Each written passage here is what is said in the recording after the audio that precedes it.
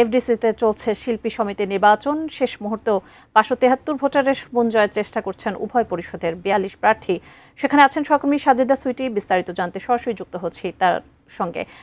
সুইটি, এর আগের সংযোগে আপনি বলেছিলেন ৯টা শুরু হওয়ার কথা থাকলেও ৯:৩০টার দিকে ভোট গ্রহণ শুরু হয়েছে। ভোট গ্রহণ কেমন হচ্ছে? ৫৭৩ জন ভোটার কতজন ভোট দিয়েছেন, একটু বিস্তারিত জানাবেন। ৯:৩০ থেকে শিল্পী সমিতি নির্বাচন চলছে এফডিসিতে, এবং যারা প্রার্থী তারা সকাল থেকে অপেক্ষায় ছিলেন। একটু ভোটাররা দেরি করে এসেছেন বলে ভোটটা শুরু হতেও দেরি হয়েছে, কারণ আজকে শুক্রবার জুমার পরের সময়টি বেশিরভাগ ক্ষেত্রে আমরা জানি যে প্রার্থীরা আসেন, এবং যারা সিনিয়র শিল্পী তারা বেশিরভাগই বেছে নেন বিকেলের সময়টাতে।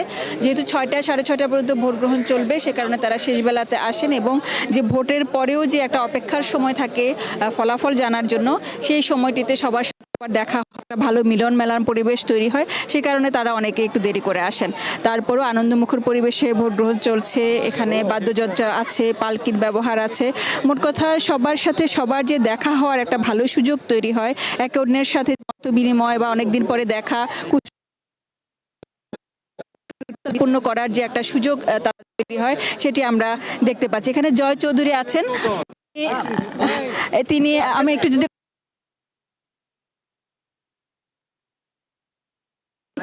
ভোটারদেরকে এই শেষ মুহূর্তে আরেকটুখানি মন জয় করার যে প্রচেষ্টা আমরা দেখতে পাচ্ছি। সবাই সবার সাথে কথা বলছেন। সবসময় যে ভোট দেওয়ার প্রযোজ্য এখানেও আমরা দেখতে পাই, এবং তারা যদিও বলছেন যে দুই পরিষদ যদিও আলাদা, ২১ জন করে ৪২ জনের যে টিম তারা ভোটে দাঁড়িয়েছেন, দুই ভাগ মনে হতে পারে, দুটি পরিষদ মনে হতে পারে, কিন্তু আসলে তাদের চাওয়া পাওয়ার জায়গা অক্ষুণ্ণ রাখা বা আরো বাড়িয়ে তোলার যে একটা প্রচেষ্টা, তারা সবাই সম্মিলিতভাবে কাজ করতে চান। এই ধরনের শিল্পী সমিতি বা আমরা প্রযোজকদের যে সংগঠনগুলো, সবগুলোরই আমরা দেখেছি যে তাদের চাওয়াটাই থাকে যে এই অঙ্গনটিকে তারা যাতে প্রতিষ্ঠিত করতে পারেন, কারণ এই অঙ্গনের মাধ্যমে তারা পরিচিত, এটাই তাদের রুটির জায়গা।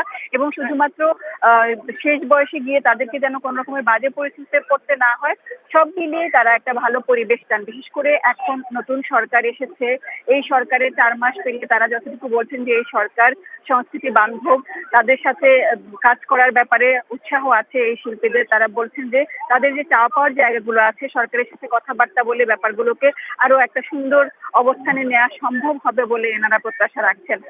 ৬টার পরে যখনই ভোট যখন শেষ হবে, তারপরে যখন ফলাফল ঘোষণা হবে, তারা আগামী বলে দিচ্ছেন যে আমরা একসাথে কাজ করব, সম্মিলিতভাবে কাজ করবো। তার মানে সম্মিলিতভাবে কাজ করে তারা তাদের সমস্যাগুলো সমাধান করতে চায়। এখানে আমরা নারী শিল্পীদের সঙ্গে যখন কথা বলছিলাম, ছোট ছোট কিছু সমস্যা অতটা প্রকট হতে পারে তারা বলছিলেন, যেমন মেকআপ রুমের সমস্যা, ওয়াশরুমের সমস্যা, মশার সমস্যা, তাদের যে কাজ করার ক্ষেত্রে অনেক রকমের বুলিং এর শিকার হতে হয় তাদেরকে, সেসব ব্যাপারে তারা সমাধান চান।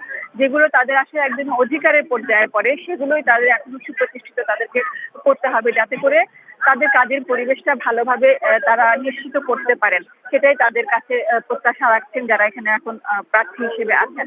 প্রার্থীরা একদম যারাই ভোটাররা আসছেন, এক পদ দিয়ে আসছেন এবং ভোট দিয়ে অন্য পদ দিয়ে বেরোবেন, তাদের সাথে এই শেষ মুহূর্তে মন জয় করার যে একটা প্রতিযোগিতা আছে, সেটি আমরা দেখতে পাচ্ছি। একটা গুঞ্জন হালকা উঠেছিল যে টাকার ব্যবহার আছে কিনা, প্রতিটা ভোটেই টুকটাক এই অভিযোগগুলো ওঠে, কিন্তু ধন্যবাদ।